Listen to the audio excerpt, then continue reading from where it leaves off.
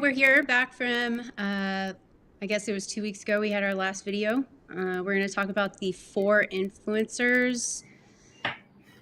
Jen, how would you describe that? Well, the four influencers were, you initially introduced me to that in your course, and it's had a huge impact on me. I just think going through each of the four influencers and understanding how it impacts each part of my life, it's just something that I never really would have thought about. Maybe in a glance, like my environment, I would have been like, oh, I want a few more things that are, a little more me in my environment. But, to really break it down and see how it fits into the rest of my life. Yeah, it's had a huge influence on my life. Yeah, we talk about it in DMS, the DMS course. It's one of the sections in the main motif in the DMS course is like how to make decisions, and how can you make decisions if you don't know what your dream is or what your vision is in your life. So if your vision is always changing, then you're going to experience a lot of disharmonious activities and circumstances in your life. So you have to know what is influencing you in your life that's creating this misalignment. And another way to put it is different areas of a person's life or aspects in a person's life. So, you may have your work life, you may have your home life, you might have your gym life, you might have your spiritual life, church life. So we have all these different aspects of our lives that are rotating and moving around based on what day it is, what time of day it is, and if those are not in alignment, then we're just being influenced by the moment to moment impulsive decisions of what we want now, or what we want soon, or in a few minutes, or what we want this week. And so if we're living that way, we don't have a grand vision for the future. And without a grand vision for the future, you're not really working towards a thing. You're just working towards a temporary situation. And so the four influencers are the channels of your life that are always playing. Like you've got your occupation, you've got your finances, you've got your relationships, and you've got your environment. And those four each are umbrellas for lots of things, but those channels are always on. And even if you're not at work, your occupation channel is on. And if it's not in alignment with the other three channels, then you're going to have a lot of static and a lot of things going on. So that's why we talk about these four influencers, or sometimes I refer to them as the four channels of influence in your life. So which one do you want to start with first? I would say for me, one of the hardest to kind of really grasp was the social channel. Social. Mm-hmm. Yeah. So social is your relationships. And this is anything that's having a connection or a sense of connection or belonging to others, having a support system, a family, a partner, friends, peers, colleagues, acquaintances. You have your close-knit friendship circles and your immediate family, your expanded family, and so on and so forth. So it represents the people in your lives that you spend time with. And so that one can be a difficult one for a lot of people. And so when we look at the relationships, there's so many dynamics of it that,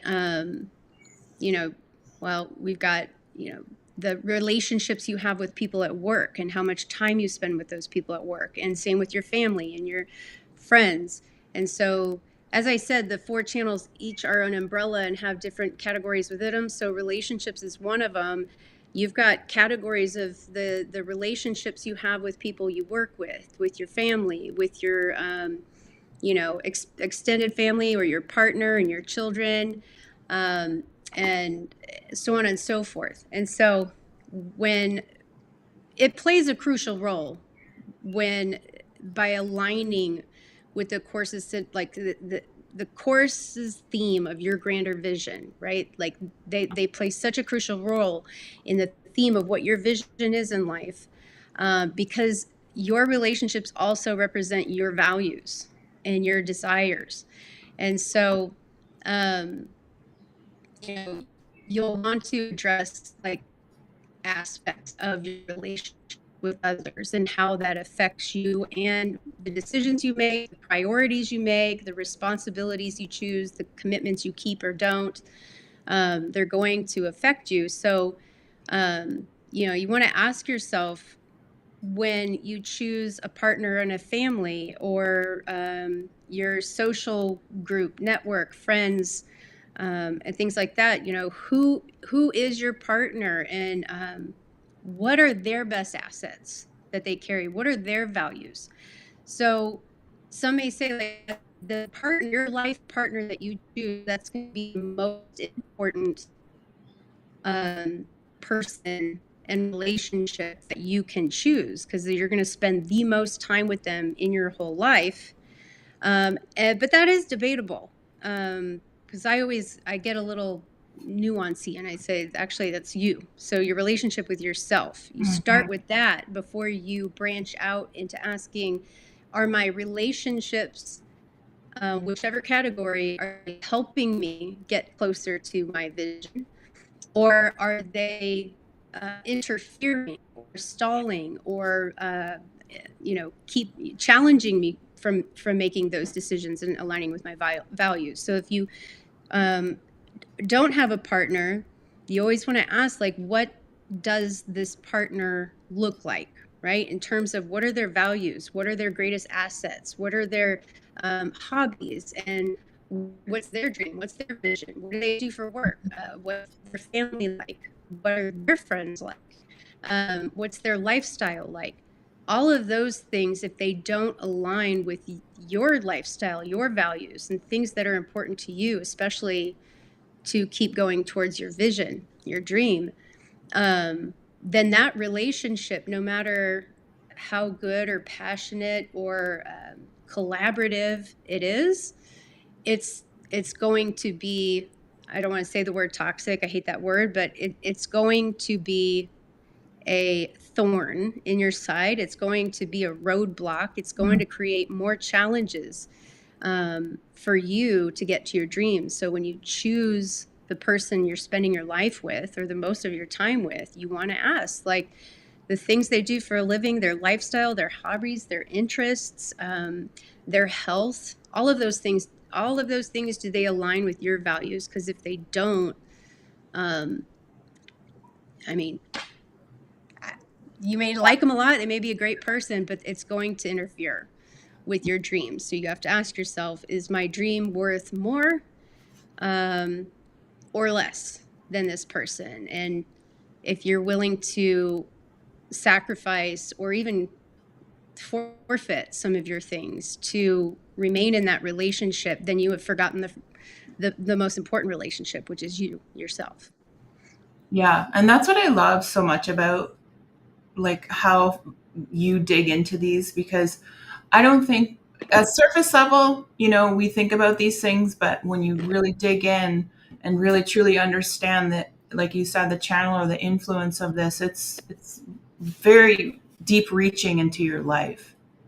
Yeah, I mean, the relationship with your life partner, I mean, even, it's going to affect everything, because again, once you bring in a partner, you're in relationship with each other. So now you're in relationship with all of their channels of influence as well. So it adds quite a more complex dynamic. And so if you don't, I'm not saying you have to be really picky. I'm saying you just have to call in someone who can match your values. For example, I was married, my first time that I was married, the last time. We were together 13, 14 years, and everything in the beginning, everything was a sign that like we were meant to be together, and the feelings and the emotions and everything was so exciting. And yeah, I want to buy a boat. Sure, let's get a boat. Let's spend weekends on a boat. And heck yeah, I want to do this and I want to do that. Mhm. But a few years into it, we start realizing that, lifestyle differences were very, very distinct from each other. And I also had a lot of health issues that I was still trying to work on at the Mhm. time. It's just diagnosed with celiac disease and then fibromyalgia. And I'm trying to work through that and the lack of support that I received to Mhm. take a holistic journey through reversing a lot of that pain and inflammation was, it felt like a sort of like like a rejection or an abandonment, or a betrayal to my dream to not be in pain, my dream to feel good and vital and have energy. And there was a lot of discord there. And so you start to find those things out along the way. And the reason was because when we first met, we just focused on all the exciting stuff. We focused on all of the like, this is fun, and I like you, and you like me, and your mom's cool, and so is yours. And it was just all focused on that. We never sat down and had serious conversations about, well, what if I got sick? And what if we have children? What are we going to do then? And what if one of our parents becomes terminally ill? And there's a lot of those what ifs that are the questions you want to ask in your relationships. So relationships is an incredibly important. I don't want to say more because again, we'll get on to the next one, like occupation, finances, environment. And I'll say it again. I'll be like, it's probably one of the most important. They're all important. Mhm. But this one adds a very special and more complex dynamic, because when we get onto finances and occupation and environment, again, the partner you choose is also going to influence those channels of influence. So if your partner wants to live in the city but you want to live in the country, like who's going to sacrifice? How are you going to compromise? And if you compromise, do you both get your dream?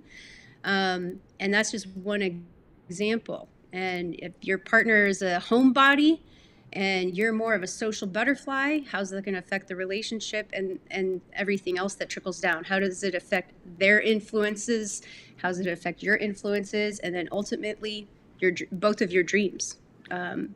So yeah, I mean, there's probably enough on that, but you also want to look at your social. If you're a social person and you like to spend time, with friends and neighbors, like my husband likes to. He's a social butterfly. He will go for walks. He'll stop and talk to everybody. And I'm more like usually like quite an introvert, and so that doesn't affect our lives. Um, I mean, he takes no offense to me. Like we're walking and he's talking to a neighbor, and I finally am like, okay, well, I'm gonna keep walking, and he'll Yeah. stay. Yeah. Yeah. So we, We're on a walk yeah, here. yeah. He takes no offense, neither do I. So it Mhm. works out for us in that sense. But if he hung out with a lot of people who were really into a lot of heavy drinking and staying out late, um, being loud and I think those are two of the big ones, and just ate like crap, I think that would affect our relationship. Mhm. And he would probably feel very judged by me, and I would feel very isolated because that doesn't reflect my values. And then it starts to affect how, well, maybe, I don't want to conflict, so I'll just go out with his friends, him and his friends tonight, or I'll let everybody stay late. And then next thing you know, you're both compromising things. Mhm. And so again, you bring in a partner, it's not just your four channels of influence, it's theirs as well. So now you have 8 channels of influence. So when you bring in a partner, you want to make sure that all of those align. And so we'll move on to that next one. But yeah, social, your family. You want to ask, how much time do I want to spend with them? How much space do I need between social activities or family time, things like that? Those things are really important. Yeah. Um, And I would like to say too that like in your so you mentioned DMS, so that's that stands for decision making system, your yeah. course. Mm. you do go over this in depth, and we will make sure to Yes. link this in the description of this video so that people can access the page to read all about it and purchase it if they want. But I think if we could go next, can we take finance and put it kind of at the last? Because I Yeah. think it really, the three weave into that. Yeah. So, You're right. Yeah. That's true. um, Um, and I think a lot of people, it'll really resonate with them. mhm. So maybe we go into either occupation or environment. Yeah, let's go into occupation because again, occupation is going to provide you with relationships as well. So Mhm. relationships will bleed into your occupation, but um, so your occupation as well as your personal satisfaction and enrichment in and from your occupation, as well as the relational environment within it. Um, and that could even be your occupation could be like a student. So that could be your occupation. Um, so that's what that is going to entail. And so you'll want to look at things like, how significant this occupation is. Again, your occupation, whether it's your job, your trade, your studies, your learning environment, and things like that. Again, it's going to take up the most time in your day, in your Mhm. schedule. So your satisfaction in it is going to be very influential on everything. Again, it bleeds into every other aspect of your life. So if you're not satisfied with your job, if you're stressed out by your job, if you don't feel valued by your occupation, you feel like you're not being rewarded or paid what you're worth, you don't like the people there, you don't like the commute, all of those things, they're going to start to affect you and influence your decisions and your behaviors the second you wake up in the morning, because you're already thinking about it. And then on your way back from this occupation, or when you're done working or done learning, and even stay-at-home parents, the end of the day, that occupation doesn't end actually ever. And so if there's no satisfaction, you don't feel gratification or meaning from that occupation, and you don't feel like others are recognizing you and acknowledging you, it's going to filter into everything else. So let's say, for example, a mom who stays, because I can relate to this very well. Let's say a mom who, well, let's get very specific, works from home and has kids. So she's juggling and balancing homework all day, every day. But the home occupation never ends. So when the work Mhm. occupation ends and you transfer into just being at home, then if I hated everything about my job and I hated Jen and I hated Mhm. working with, I get a client, I'm like, this person, and then I transfer I have that segue from job to home, and my kids are home now, we're gonna make dinner.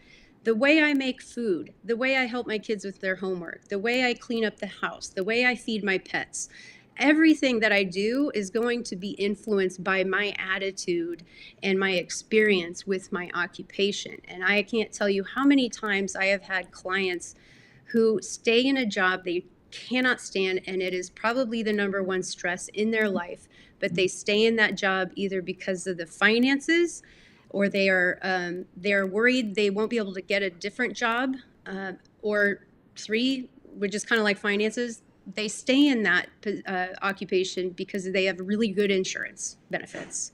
And so that's going to be that goes to sort of like the prostitute archetype of where we're prostituting certain aspects of ourselves and our lives, our values, things that we want and we love and desire in our lives. And we're forfeiting a lot of that in order to satisfy one need, which is like money or safety. So satisfaction in your job is going to provide a sense of clarity in all areas of your life, because it takes up 50 to 75% of your time and your energy. And so that's going to carry over into all these other areas. And so this will determine how well you feel financially, as well as in your relationships, as well as your environment, whether your environment's at work or at school or at home. And so I talk about in the course, there are signs that you're in the wrong occupation. And those include you're sort of a limited or a reduced or diminished sense of creativity, lack of initiative, motivation, disinterest. There's a drop in work performance. There's a drop in your, as you say, passion or desire to do things you normally used to be excited to do. You're experiencing more sick days. You feel more isolated. You've got lower levels of patience, increased levels of frustration, and you're having problems with interpersonal relationships, either at work or at home. Those are all big signs that you're in the wrong vocation or in the wrong job. And so when you look at the time, we talk about this in the course too. Time and energy are very important factors when thinking about your channels of influence, because they will take up your time and they will take up your energy. So how much time and how much energy do you have to give? And if you're over giving it to your occupation, then you don't have energy to give to your relationships or to your environment or all those other things. Or yourself. But that's the most important relationship. Yeah. So you're going to spend at least 40 years or more working. And so what you choose to do for a living and who you choose to work with is going to be a major theme in your life. And it's, again, going to carry over into your environment, relationships, and your finances, ultimately shaping all of your experiences and perspectives. So, yeah. It's really brilliant. I mean, even just the two that you've talked about, I'm sure people that are watching this can see how it's kind of all weaving together and it's really interconnected. Yeah. Yeah. I like images and graphs and things like that. So I apologize I didn't bring those today, but some things you want to ask about your occupation. Number one, are you satisfied? Does it bring you a sense of meaning? Meaning is very important in our lives. We're usually very unconscious of it. We do things, there's lots of meaningless, menial things that we do all the time that we're not usually aware of. But the human experience is about experiencing meaning, the meaning of anything, the meaning of that food, the meaning of wearing this, the meaning of having this relationship. Everything has meaning. And if your job doesn't bring you meaning, then you're going to lack any kind of fulfillment and satisfaction. And then you want to ask, in what ways does your work fulfill you? What ways does your work leave you feeling empty, or as though you're not really maximizing all your gifts and your talents? You want to ask, in what ways do you need to implement more of those to feel satisfied? And are you able to? Are you within a working environment where you can do that? Do you feel valued by others that, for the work you do? Do you feel that the value of your work is actually recognized and appreciated? And if not, what do you need from yourself and others in order to feel an equal return for the gifts and talents that you bring and the value of work that you do? So those are important questions to ask for your occupation. And your course, like I'm talking about the course because I've been through it and I understand that in the course you give people exercises to reflect on so they can kind of put themselves in that position and really understand it. It's great that we have examples, right? But maybe that example doesn't work for a single dad. Right. So if you take the course, the questions and the reflection exercises will help you to understand how it actually is impacting your life, right? Because it's something that you kind of do. We're so used to just going through life and going through life and going through life. And then, you come to a point where you're like, I need to really reflect on this because I'm really unhappy in my job. Yeah, I still go through those things. So Even though, I wrote a course on this, or I know a lot of things about it, or I, talk about this when I'm working with clients, um, everyone gets in a rut, like everybody gets into, you know, hectic, chaotic, stressful times in their lives. Everybody goes through transitions in their lives. Everybody has big events and things that sort of, invert your experiences in life. You got to readjust. And we get really wrapped up in the routine of things. And so even I, once or twice, have to go through this to make sure I'm in alignment. Because one sign that, that you're not in alignment with these four channels of influence is if there's a lot of chaos in your life. There are a lot of events and circumstances that are unfavorable to you, unfavorable to your dream, the vision you have in your life. You feel like you're spinning your wheels, or maybe like you get ahead and then always something happens. Those are signs that you're not in alignment. And that happens to me often. And I have to go back and readdress, okay, go through the influencers, figure out the algorithm, make some adjustments and modifications, and get myself back on track. And, Yeah. You were talking about DMS, but what's also really important is the precursor to it. And it's so much easier to go through your four channels of influence if you know what your values are. And we have that course, and it is free. It's free. It's a very quick 15-20 minute thing. You can watch the videos, or you can just download the workbook and do it on your own. Either way, it's really important to understand what your values are. It's the values course, I guess I could say, is about your self-relationship. Mm-hmm. So figure that out first and then dive into this. The next one was environment, right? Environment? Yeah, let's do environment. Okay, we did relationships and we did occupation. Now there's environment. That's the third influencer. So that's where you live, that's where you work, that's where you learn, that's where you play and have recreation. Any place where you spend the majority of your time. It's going to support your well-being, limits your exposure to toxins, and creates a pleasant, safe, and stimulating environment. And so when we look at our environment, how does your environment influence your decision-making, your behavior, your attitude, your mood? Mm-hmm. And everybody's different, So my husband, Alex, if you know me, you've probably heard me talk about this before. The way the environment influences him, I'm saying this so nicely, is very different. It's very, very different than the way it influences me. I cannot be around clutter and chaos, and things need to be filed and labeled. I need a calendar with highlighted, color-coded things. So I can't breathe unless my environment is organized, and I need lots of plants, and I need my cats, animals and nature that helps ground me. Whereas Alex, like, he could just thrive anywhere. Like, I always make a joke. He would live in a pile of banana peels under a bridge somewhere and be just as happy. But, when you, it's true. And so, if you understand the environments where you live and work, and understand they're critical and significantly impact your overall well-being, your lifestyle, your decision-making, your moods, your attitude, your circadian rhythms, everything.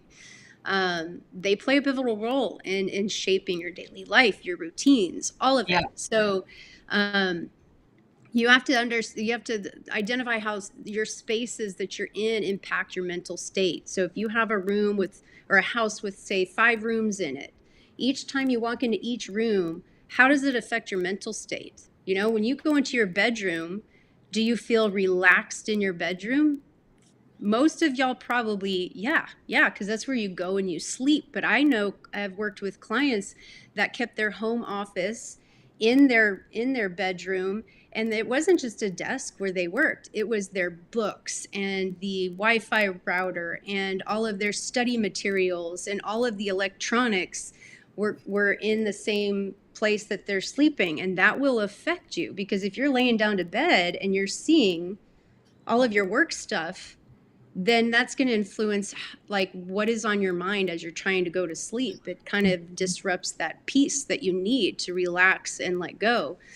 And so I've had clients that had trouble sleeping, where I had to say, you gotta get all your stuff out of there, because it's conscious clutter is what I call it. Um, Yeah. and if you go into your gym, if you have a gym at the house, does it inspire you to work out? Mm-hmm. If you go in your kitchen, is it inspiring you to, cook and be nourished and get creative and make things that really nourish your body with the nutrients it needs, dependent upon your goals? Some of you who may be watching this probably don't care. I mean, maybe you don't give a shit. That's fine.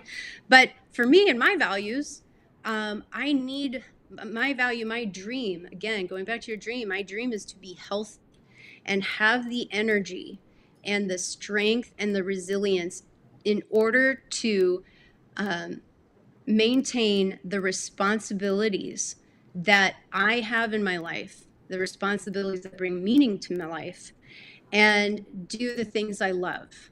That's my dream. So, in order to have that energy and that strength and resilience, what I know is that I have to feed my body everything it needs and not eat a bunch of junk. And so, my kitchen needs to reflect that dream, Mm-hmm. and it needs to inspire healthy decision making. You go in your living room, in your dining room, your garage, all of those places you need to ask yourself, how do I feel? And does how I feel reflect the way I want to feel in the theme of this room? You go to work, you sit in your office or wherever you are, based on what your occupation is and what you do and what brings you meaning and what brings you satisfaction. Does the environment there inspire that? Does it make you feel that way? And if not, you got to ask yourself, well, what changes do I need to make? What do I need to get rid of? What do I need to add in order to inspire that creativity and that innovation and the drive to do the things I love to do? um, and so, there's spatial requirements that are required for growth and things like that. And um, you need to create boundaries in certain spaces, and consider what's going to foster what I need in this environment, in this Mm-hmm. space.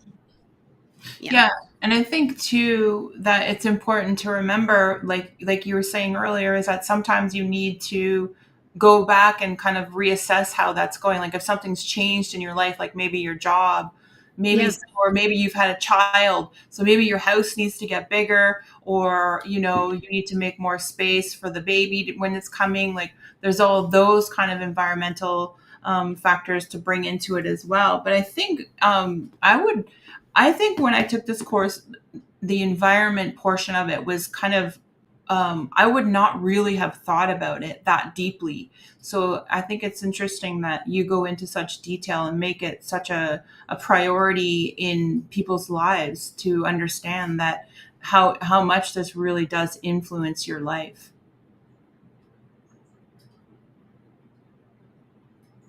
Uh-oh.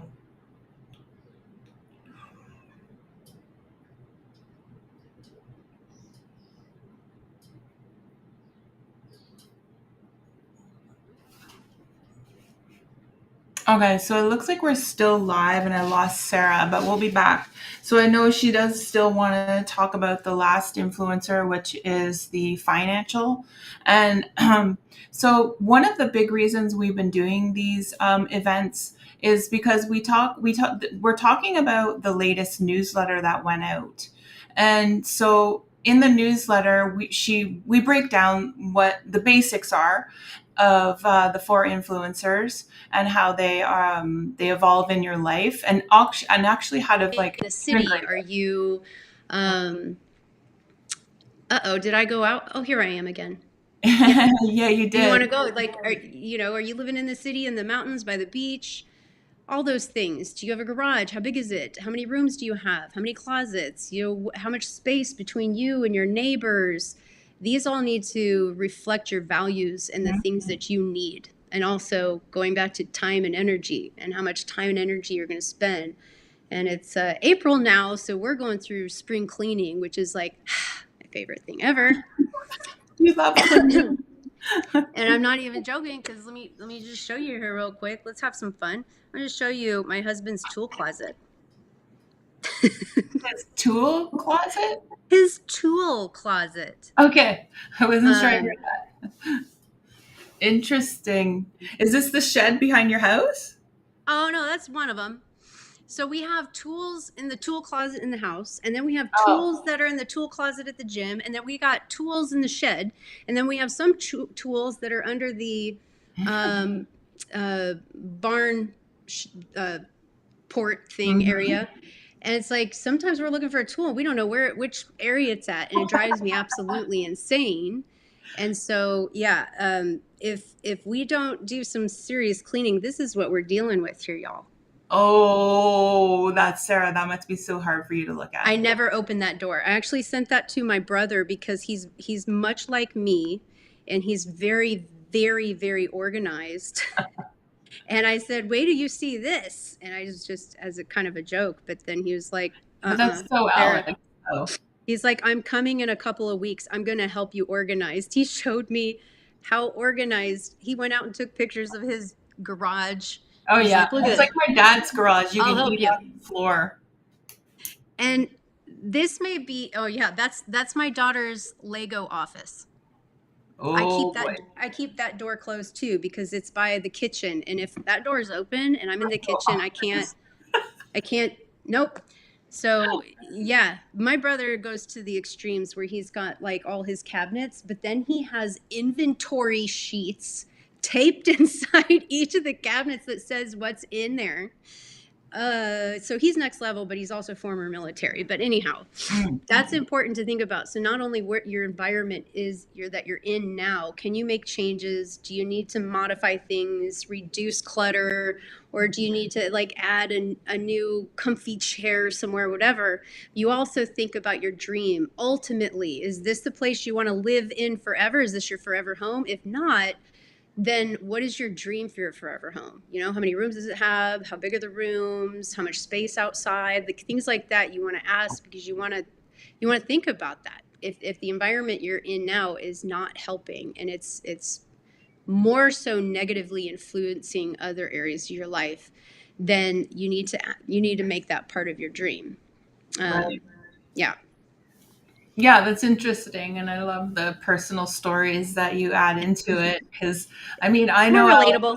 yeah, it is very relatable, and I'm sure most people can relate to it as well. They have someone in their life that has got similar, you know. But yeah, I mean, you could say I'm neurotic and Alex is just, present and chill. Or you could just say that I'm a sane person and he is a slob. Either way you look at it, but it works out because, yeah, it again, does. we both have very similar vision of our futures, and we have all the same values. And he may not value a very tidy, organized system in places, but he values what I bring to the relationship. So we work together to do it. He's not always the cleanest and whatever, but Yeah. I'm good at it. And so if he's not good at it, I'm probably going to get mad if he tries anyway. Yeah. Yeah. But you guys know this about yourselves, and it's not a big issue that often for you. So, all right. No, but Well, it is a big issue in some relationships. Again, go back to yes. relationships. This can be a big one. Yeah. And I'm here to say that, yes, relationships work if, both people, if one person it needs things to be clean, and the other person just doesn't care, yes, it can work. Mm-hmm. But you also have to look at, if you are taking on more of the responsibility and the burden of cleaning and organizing, if you're that person, what you need is an appreciation from the other. It's just like going into your occupation. If you don't feel any sort of appreciation or that others value you, then you're going to build resentment for picking up the laundry and the towels on the floor all the time. And that will break a relationship at some point. As silly as it is, it will. And yeah, we're both really good at acknowledging the major assets each of us brings into the relationship. So I get annoyed if I see toothpicks left on the couch, but I'm not running to the court Draw and the filing line at divorce papers. toenails. Oh my gosh. But it's almost endearing at this point, but I don't want to go that far and say that yet. But No, but we love Alex. We love him. love Alex. We love Alex. But he picks up in other areas where I don't. So That's it just right. works. Yeah. Yeah, We're very complementary. You do. You really balance each other out. Okay, let's go over the financial, because this one I like. I love. I really love this one. I love money. Yeah, I love money, and it's it's a value of mine, but it's Yes. there's not a toxic side to it, but there's a real challenging side to it to bring in balance into your life. Yes. Yes. And this is, again, when things start to slide a bit in your life, or circumstances, or you're overwhelmed, or you're going through transition, you don't need to address this, the 4 channels of influence, until you're kind of on the other side of it and you have the time and energy to remodify and adjust. But this is a really important one, because if this one gets out of whack, then everything in your life is going to be wackadoo. So, the financial influence is, your current satisfaction, basically, in situations or circumstances regarding money, or your financial security, or in regards to your earning, spending, saving, and things like that. Any of your financial planning. So your level of satisfaction, that's going to be the financial influencer.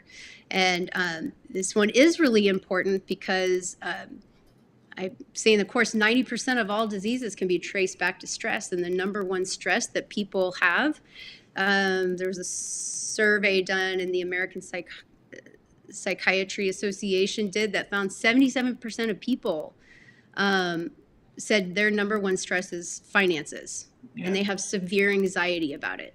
So if that is the number one stressor, and then it's going back, and stress causes disease, it causes inflammation and injury and fatigue and all those things. So yes, it's going to affect everything in your life.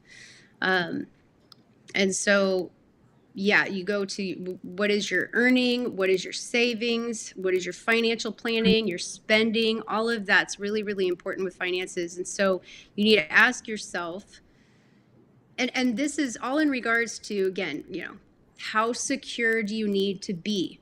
Mm-hmm. And valuing money is not a bad thing. I have worked with clients who have felt shame and even guilt about having money, and they feel like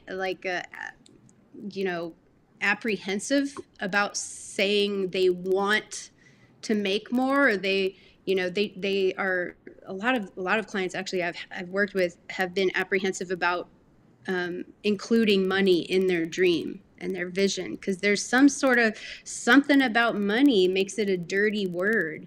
And that all goes into how we were raised or conditioned, or what we learn, that money equals greed, or things like that. So again, that's why the values course is really important, because it helps you understand not what you value, but what your perceptions are about the things you think you value. And money is one of those that can be, money solves all problems. And then there's those that are like, I don't need, it's fine, because there's anxiety around it. And I had one client one time who, she grew up very, very poor.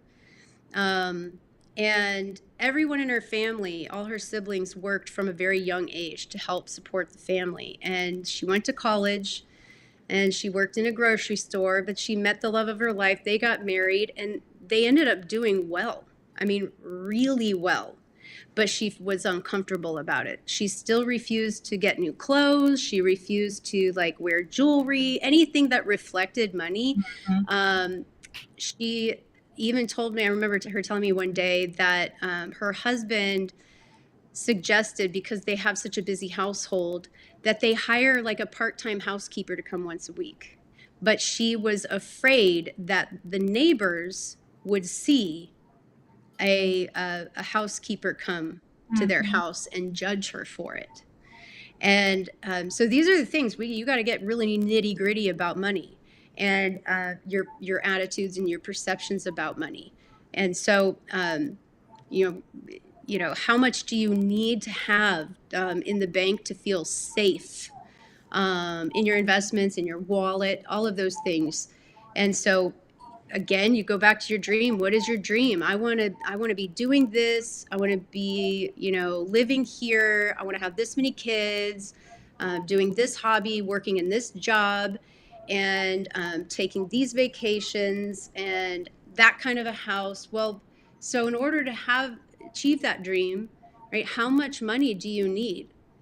What would it cost monthly to acquire and maintain that life that Mhm. you have dreamed out for yourself?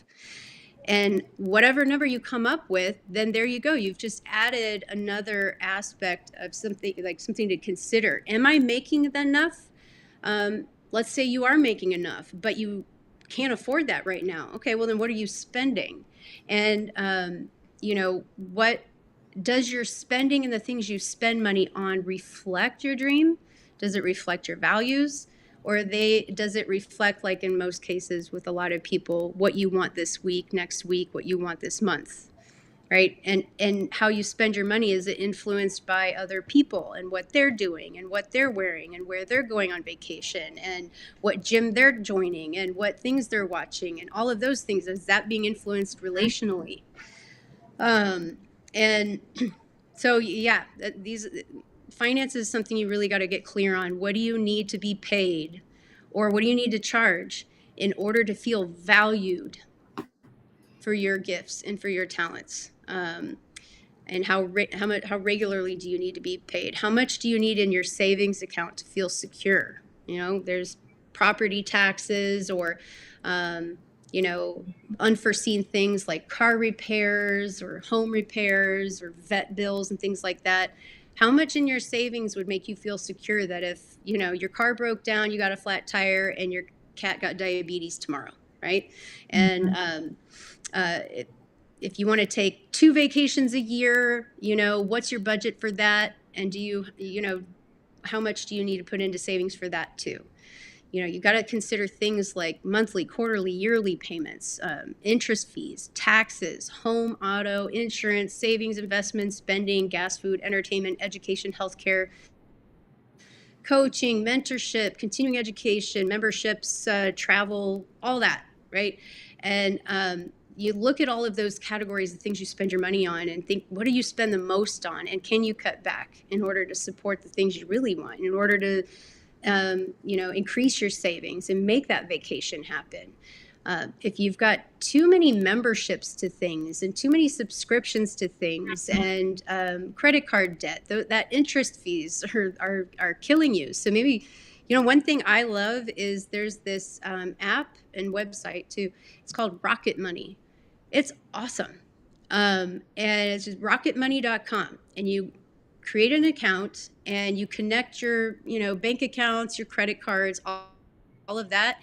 And I don't know how it does it, but again, Jen, you're more the techno person here. But as soon as you add your accounts, like credit cards and bank accounts and things like that, within like 2 minutes, there's a report. It gives you a report of like repeated charges, memberships, and basically gives you like a graph of like how much you spend on what. It just does. And you're like, oh my God, I spent that much on entertainment oh my gosh, I didn't even know I still had a subscription to that. And then it also adds up all your subscriptions and memberships, and it tells you how much you're paying every month, every year in subscriptions. And the first time I used this, The first time I used Rocket Money is a while ago, but I went down through all of that and I saved $30,000 a year on memberships and subscriptions. Oh, Now, a bulk of that was, oh, I know, rock. a bulk of that was research and scientific journals and things like that Mhm. that I was able to consolidate into one thing. It was just back Yeah, when I was doing all of my data collection for my women's course. And I bought into all of these journals and stuff, and then I had subscriptions to translation things because I'm getting research articles from Spain and I need to have them translated and all this stuff. And so I'm like, oh my god, I'm still paying for all that. I know. And if anybody knows Sarah, you can see that that was very possible. I like information. Likes I like information, data. definitely. But also I like to expand beyond the United States because there's great scientists in other Yes, countries, you know? yeah. Yeah. But it's interesting So, how I don't think, I mean, I think most people know kind of how to break things down, but the financial part of it is really important, and then how it goes into the other avenues of the influencers too, right? mhm. But I think everybody understands the overarching, like if you're stressed about work, how it's going to influence everything in your Yeah. life, like how you spend money, you know? Yeah. Yeah. Like it's just a huge one. Yeah. Sorry. I needed my protein. I needed to have some Yeah, protein. Sarah, just Um, so everybody knows, Sarah is very sick right now. So I do. I have she is hopefully the tail end of a sinus infection. I don't feeling know very if you well. noticed. Yeah. Because I'm all clogged up. So it's like when you do Yeah. this And I can you can see a hear you little talk bit of inside. you're red. Things are a little Yeah, red around here. yeah. Yeah. But I'm feeling better. But We're yeah, wrapping this up. I we know are. We're in the we're wrapping financial. We're this wrapping up. it up. It's in the end. We're at the tail end here. Yes, Um, because we've talked but about your spending needs to reflect your values, and what you spend your money on. You have to look at what are the things that you'll spend money on it, like not even ask a question. For Mhm. me, it's books. Like I bought 4 new books this morning, actually right before we hopped on here. I just bought 4 more books, and I never ask questions about that. However, if we were in a situation where it's like we need to cut back, we need to pay off this debt, then I would not have done that. But our biggest expense is food because our collective top value in this household for all of us is health. So we spend more on food than we do our mortgage. And some people watching that might just like want to vomit just thinking about it, but we do. And when we talk about food, we're talking about spices. Everything's organic. Everything is very high level, Mhm. water filters and meat and things like that. So it's really, really important to us that we have clean, healthy, whole foods at all times. And yeah, we Yeah. spend a lot of money on that. But you know how that influences every aspect of your life. Again, yeah, I'm telling you guys, you just go to do it's free. Just take the values course. We'll Yeah. link it on here. Yeah. It's free and it's easy and it's quick. And you download the workbook and you figure it out and you'll learn a whole lot about yourself Yeah. very quickly. The workbook is, you know, you have the videos explaining everything, Yeah. but the And workbook. it's free. And it's free. I don't need anything from you. Just go do it. That's my gift to the world. Because again, I'm going to be 45 next month, and I spent half or more of my life not understanding what my values were, which is reflected in the fact that I went to university 3 times with two, one with a double major and a minor. And then I went back, I changed it. I went and got another major with a master's with 2 minors. And then I went back again and I changed my career several times. And it's like what I learned is that my values were always the same. I just didn't understand the beliefs I'm carrying around about the values and how they were misappropriating my decisions and behaviors and attitudes about reaching those values. So in hindsight, people probably thought I was so wishy-washy, couldn't make up my mind. I went from working in politics to then venture capital to then law enforcement to then the holistic health industry. And they're like, "Who are you?" Well, that's a good question. I didn't really know who I was. And so that's my gift to the world. Go download the workbook. You'll get the link here and just learn something about yourself. You won't regret it. And I'm sure that resonates. I'm sure that would resonate with a lot of people. We're all similar that way. Like, we just don't know. We're figuring it out. Some people know exactly what they want from when, very young age, but most of us are trying to figure it out. Yeah. Yeah. And you have a very colorful past too. I mean, you've been everything. Yeah. Firefighter, horse trainer, Pilates instructor. Yep. What else? I've been all over the map too. I went to school for linguistics. First I went for forestry, and then I went for linguistics. I was all over the map as well. And I really wish I had sat down and taken that course when I was really young, so I knew my values. Yeah, for sure. Yeah, I would have saved tens of thousands of dollars if I had done that. But then also there's no regrets. And there is nothing wrong with changing your mind. And you can change your mind at any time in your life, whenever you want. And I don't regret it, because I will say, with the work I do now, I do recruit a lot of the wisdom I have collected along the way. What I know about politics and the government, and what I know about law enforcement and the judicial system, and has helped me a lot in our work. What I know about venture capital has helped me with, starting our businesses and things like that. So those were just added color to my mosaic, and there's nothing wrong with that. But also, I could have arrived here much quicker and saved lots and lots of money if I had taken that. Yeah, absolutely. So if anyone had a course like that, questions, then they can leave it in the comments and let us know kind of how you feel about all of this and what your biggest influencer is. And so we also will put the link down there where people can go and sign up for the newsletter. For free. Again, we do a weekly newsletter, which is why we're lining up the newsletter with what we talk about here. And did you want to? Yeah, the newsletter is the one thing we have had, I've gotten the most feedback about in the 15 years I've been doing this. Jen, ever since you've started taking my articles and things and doing weekly newsletters, I have had more people email me and say, "I love this. Like, thank you." And they're great. And it's free information, free resources, all of that. They really are.